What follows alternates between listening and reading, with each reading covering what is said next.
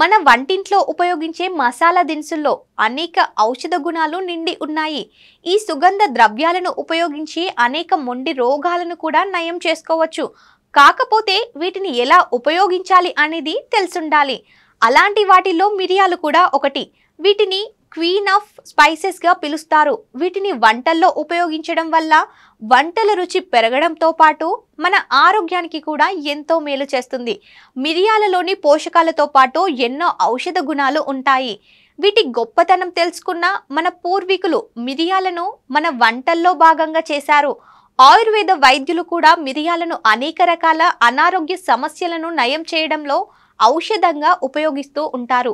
మిరియాలను ఆహారంలో భాగంగా తీసుకోవడం వల్ల మనం ఎన్నో రకాల ఆరోగ్యకరమైన ప్రయోజనాలను పొందవచ్చని నిపుణులు చెప్తున్నారు.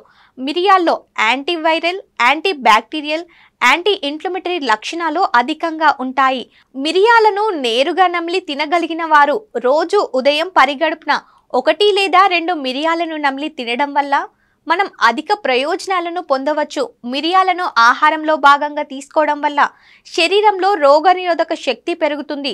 తద్వారా తరచూ ఇన్ఫెక్షన్ల బారిన పడకుండా ఉంటాం. అజీర్తి సమస్యతో బాధపడేవారు మిరియాలను పాత బెల్లంతో కలిపి తింటే ఫలితం ఉంటుంది.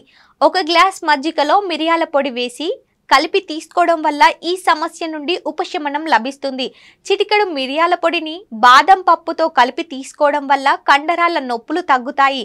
అధిక బరువుతో బాధపడేవారు భోజనానికి అరగంట ముందు మిరియాల పొడిని తేనెతో కలిపి తీసుకొని 1 గ్లాస్ వేడి నీటిలో తాగడం వల్ల మంచి ఫలితం ఉంటుంది.